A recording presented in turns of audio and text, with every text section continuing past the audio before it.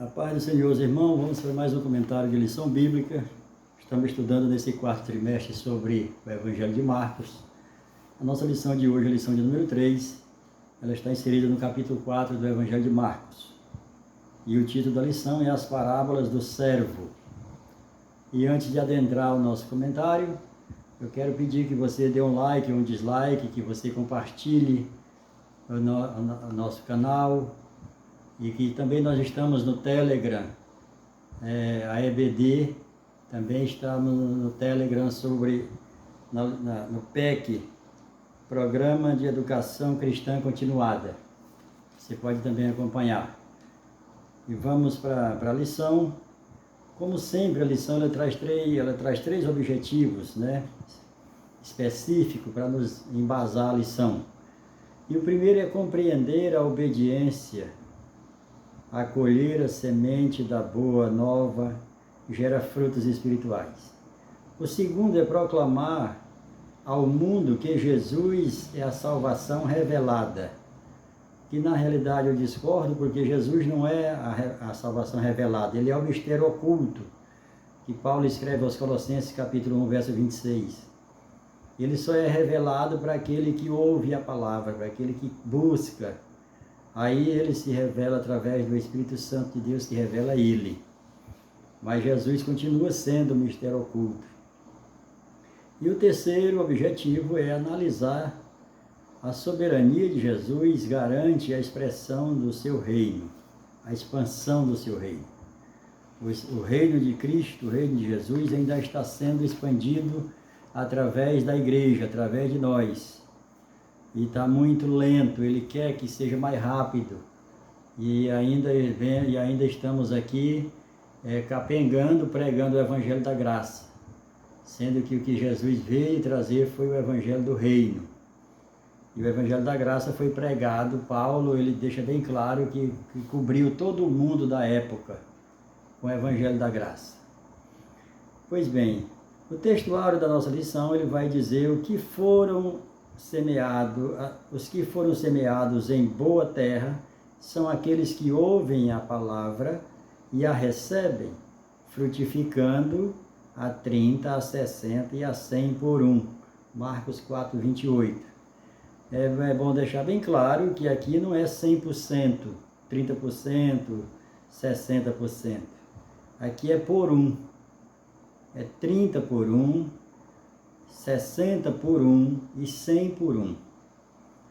A verdade prática vai dizer, fomos chamados para frutificar abundantemente no reino de Deus. Então, aqui está falando do reino, é para reinar. É o salvo que vai reinar. Pastor, quem vai reinar? Só pode reinar quem é salvo, mas nem todo salvo vai reinar. É por isso que Jesus ele deixa bem claro quando ele fala do reino, através das parábolas. A introdução à lição vai dizer, Marcos é um evangelho de ação. Contém poucas parábolas, apenas 6, das quais 4 estão neste capítulo. As outras 2 são a parábola dos lavradores maus e da parábola da figueira que brota.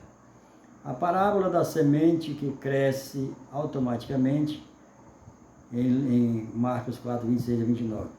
E é exclusiva do Evangelho de Marcos. Essas outras parábolas elas estão inseridas também nos outros evangelhos, nos evangelhos sinóticos. O primeiro ponto ele vai falar sobre a parábola do semeador.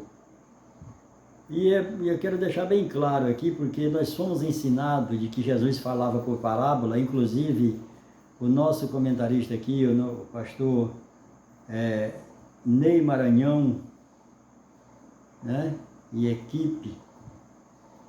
O Ney Maranhão é casado com Jofrena Maranhão, ele é pastor auxiliar no Templo Central da Assembleia de Deus em Belém do Pará.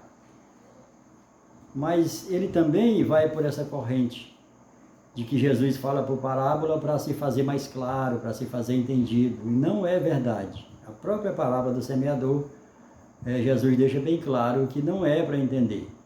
E esses textos aqui que ele colocou em Provérbios 4, 23, Jeremias,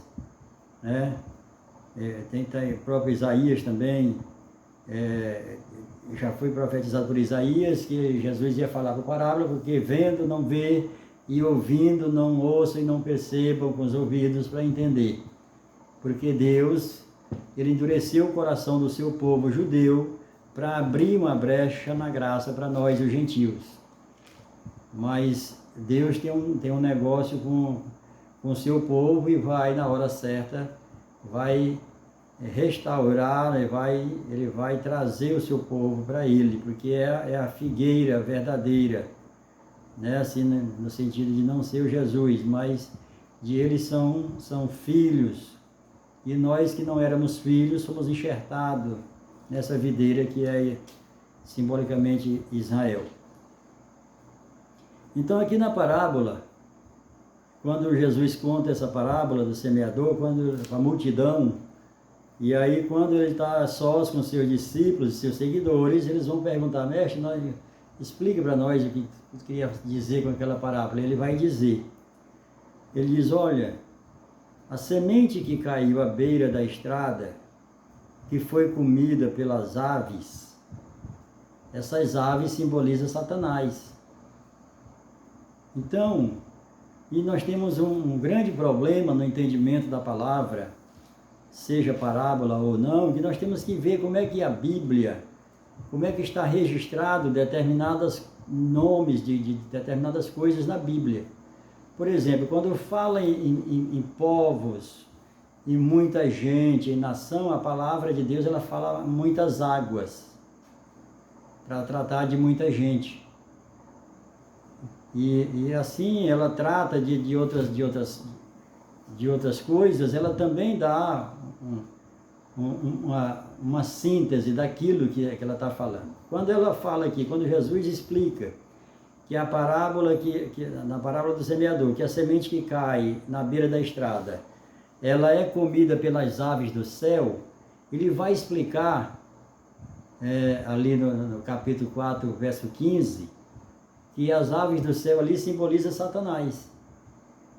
Então não é coisa boa, não é porque é do céu, porque Satanás ele não habita na terra, ele habita nas regiões celestiais, né? Então o que habita na terra são os espíritos imundos, e que nós também fomos ensinados errado de que Satanás e espírito imundo é a mesma coisa, e não é. Satanás é anjo e os espíritos imundos não são anjos. E aqui, nós temos aqui que as aves do céu, ela é Satanás. O próprio Jesus vai dizer, a semente que caiu em boa terra, que foi as aves do céu que comeu, ele vai explicar, ele é Satanás, que rouba do coração a palavra, né? O segundo subtópico aqui vai dizer, seu tema central, e ao semeador, e ao semear uma parte caiu sobre a beira do caminho, e vieram as aves e a comeram. E quando Jesus vai explicar, que os discípulos vão perguntar, aí Jesus vai dizer, olha, para vocês eu revelo, mas para a multidão não. Então a parábola que Jesus fala em parábola não era para ser entendido mesmo. Era para ser entendido para quem fosse atrás, para quem quer mais. E até hoje é assim a palavra de Deus.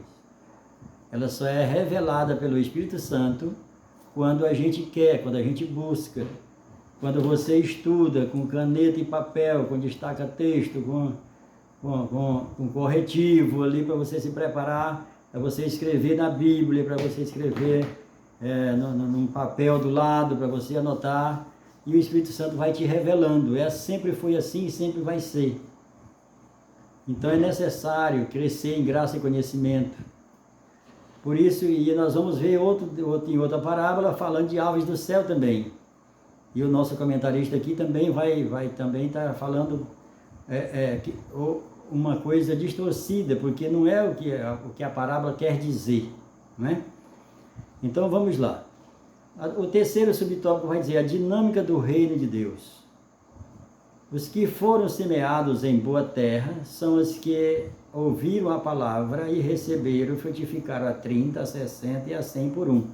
Como nós falamos lá no início, aqui não é 100%, 30%, como a gente já ouviu falar. Aqui é por um, 30 por um, 60 por 1 e 100 por 1. É diferente de 30%. 30% é de cada 100 tira 30. Aqui não, é de 1. Para cada 1 vai 30. É 30 por 1, 60 por 1. E é assim que está dizendo aqui na parábola. Essa é a semente que cai em boa terra. O que nós aprendemos dessa parábola, além das aves do céu, que é Satanás, e toda vez que você vê na Bíblia aves do céu, ela ali está dizendo, está falando de Satanás, né? Assim também aqui, quando fala da semente, nós não temos nenhum poder nem autoridade sobre a semente. Não podemos escolher o solo. O que nós, como semeador, o que nos cabe é simplesmente pegar a semente, que não é nós que vamos produzir a semente, essa semente é nos dada, né?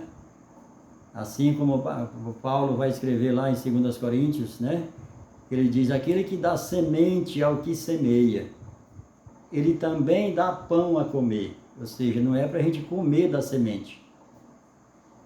A semente que o Senhor nos dá é para nós semear. E o pão para comer, o Senhor vai nos dar o pão. Não é da semente que a gente semeia que a gente vai comer o pão. O apóstolo Paulo deixa isso bem claro. Aquele que dá semente aquele que te dá semente é também aquele que vai te dar o pão, que não é da semente.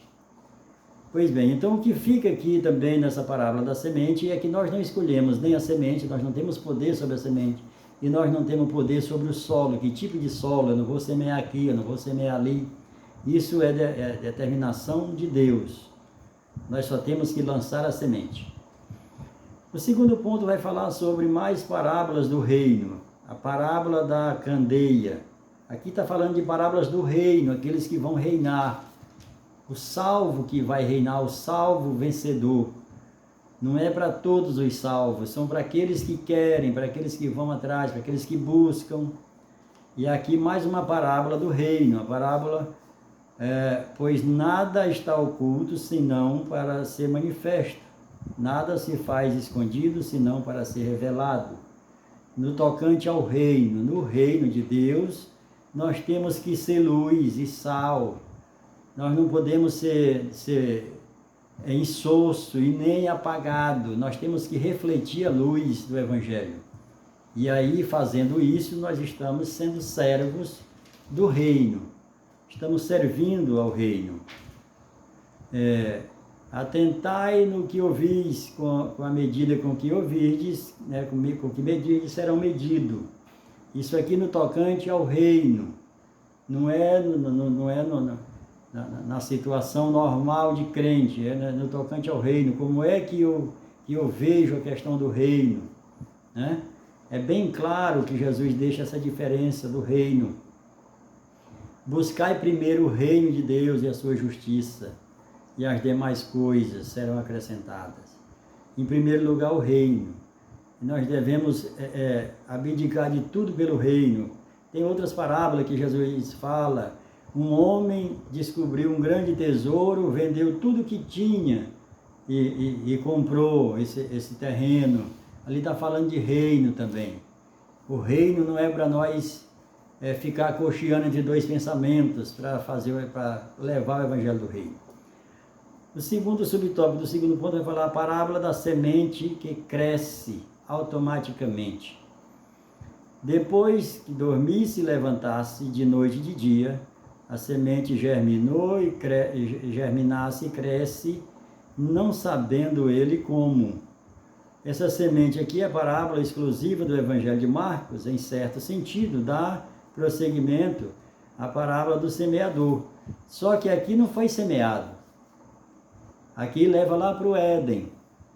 Deus, ele planta um jardim no Éden. Não era o Éden que era o jardim. O Éden era uma região. E aí Deus, nessa região que tem o nome de Éden, o Senhor planta um jardim. Desse jardim que o Senhor planta, o Senhor coloca o homem lá dentro para cuidar. Só que apareceu um que não foi plantado lá, que não foi colocado lá. E esse um foi Satanás, que veio através da serpente para enganar Adão e Eva. Então aqui, essa parábola da semente que cresceu automaticamente, Deus não colocou o Satanás dentro do jardim. Mas assim como na minha vida, na sua vida, na nossa casa, é um jardim, nós temos que ter o cuidado, porque a serpente vai vir. Né? O Satanás ele vai em todos os lugares, apesar de ele não morar na terra, mas quando é algo que ele não delega para os seus anjos e nem para um espírito imundo que são comandados dele, em algumas situações ele mesmo vem. Ele veio em Pedro, ele veio em Ananias, ele veio em Judas, ele só vem em situações peculiares, ele vem em situações grandes, assim, ele não se, ele acha que é menosprezar ele entrar no ser humano, ele entrar no corpo do ser humano, para ele é uma desfeita, para ele, sendo ele quem ele era. Então, mas em situações especiais, assim vamos dizer, entre aspas, ele mesmo vem, como foi no caso de Pedro, no caso de Ananias e Safira, e no caso de Judas, né, o Iscariote. Então aqui o terceiro ponto vai falar a parábola do grão de mostarda, outra parábola que dá sentido também a Satanás. E aqui o nosso pastor, nosso comentarista, ele vai também achar aqui que essa árvore, depois de frondosa, ela vai abrigar os gentios. Não, esse aqui, observe o que ela está dizendo. E como na parábola do grão de mostarda, que quando semeada é a menor da semente das hortaliças. Tem um outro evangelho que vai esclarecer bem isso. Das hortaliças, a que tem menor semente é a mostarda. Mas em ela sendo plantada, e ela dá uma árvore, né, ali de 3 metros de altura, com uma copa ali de 1,5 metro de raio, né? E diz que as aves do céu vêm se aninhar nos seus galhos. O que significa isso? É que aqui fala do reino de Deus, né? Fala da fé, fala do reino de Deus, que ele começa pequeno na nossa vida. Mas é para a gente desenvolver o reino de Deus, é para a gente propagar o reino de Deus. Mas muitos, quando já se acham grandes, quando já se acham já famosos, aí passa a ser abrigo de Satanás. Porque as aves do céu, como eu falei, toda vez que você vê aves do céu, ela simboliza Satanás. Porque Jesus explicou a parábola do semeador. E aqui também é Satanás, a pessoa que a gente, quando nós somos alistados, quando nós somos separados para o reino de Deus, realmente é uma pequena semente. A gente começa a desenvolver, a gente começa a expandir o reino, e muitos se ensoberbecem, muitos se envaidecem, e ficam grandes demais, de sorte que o diabo vem abrigar nos seus galhos. E isso é terrível. O terceiro e último ponto vai falar sobre uma aula prática. O cenário, né, o cenário da aula. Qual é o cenário da aula? Aqui já é uma outra situação, onde Jesus ele vai atravessar o lago da Galileia. Ele deixa uma multidão do lado e vai para o outro lado, para a cidade de Gadara. E ele sabe o que ele vai fazer lá.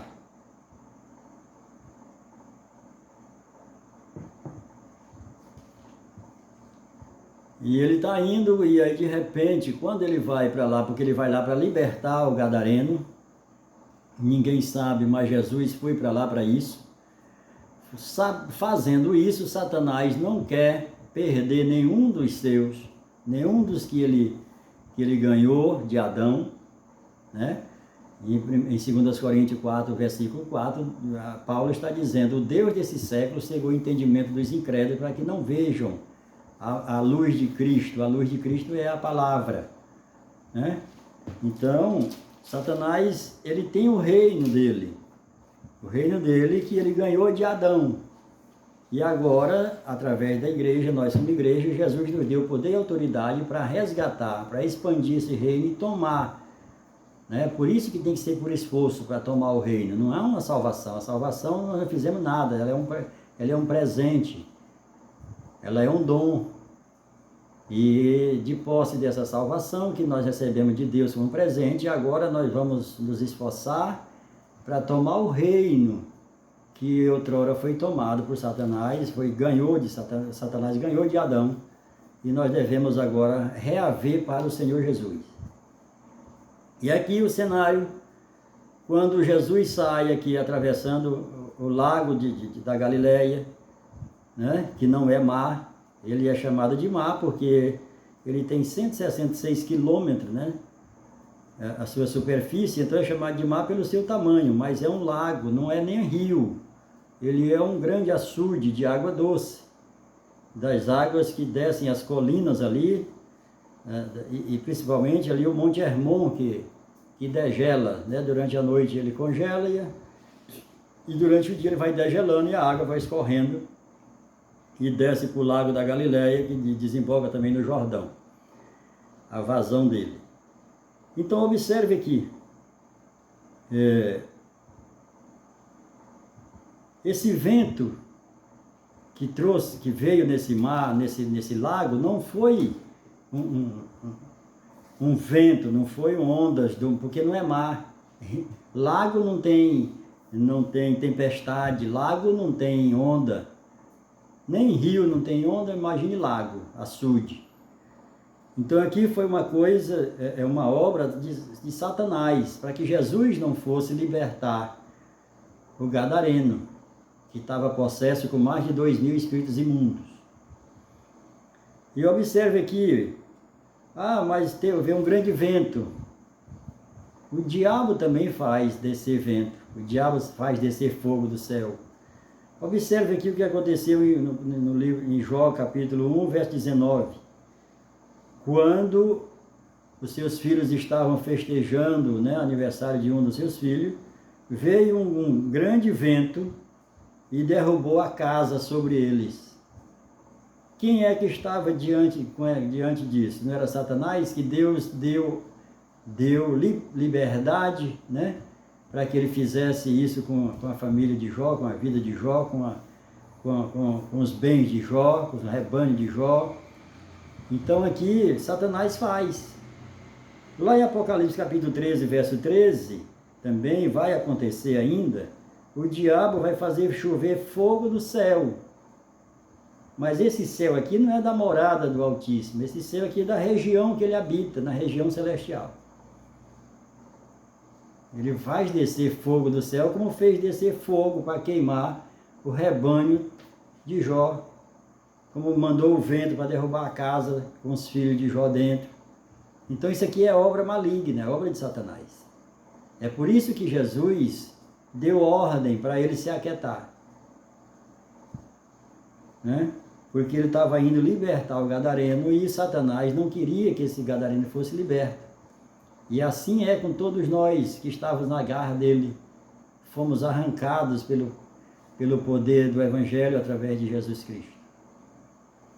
E o terceiro e último tópico aqui, o segundo ponto do terceiro tópico vai dizer a confiança de Jesus. E Jesus estava na polpa dormindo, né, sobre um travesseiro, e eles o despertaram dizendo, não se te dá, que estamos perecendo.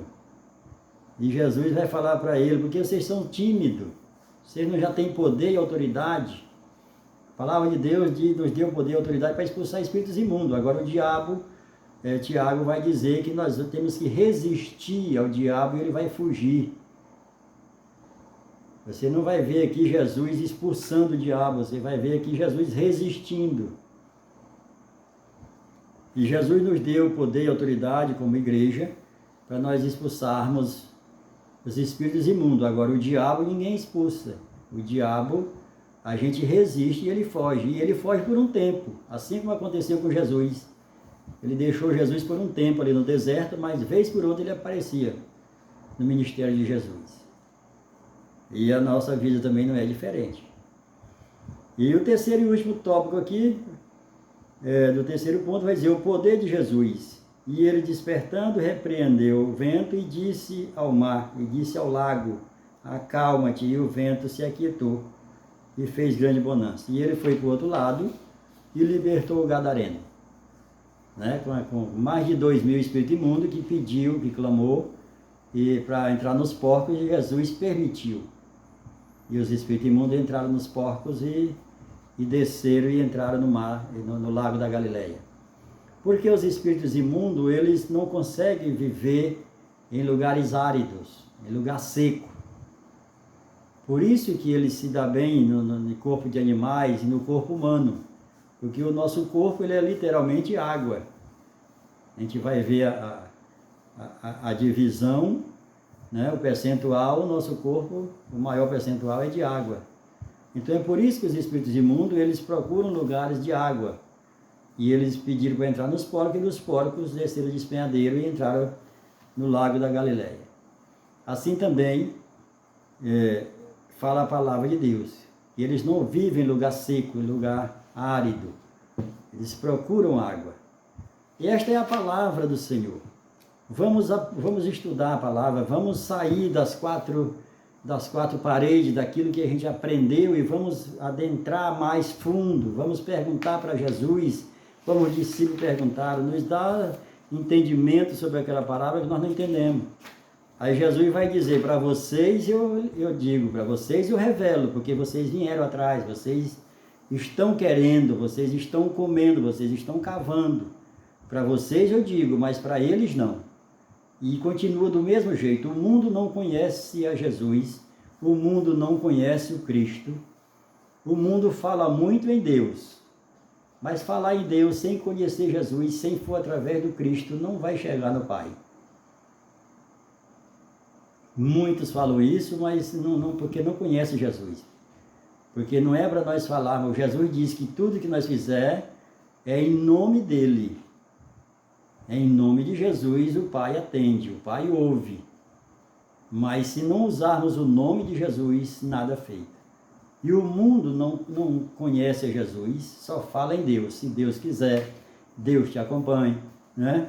Segura na mão de Deus, e o mais correto seria que Deus segure na minha, porque se nós segurar na dele, a gente solta, porque a gente é fraco. Agora ele segurando na nossa é melhor.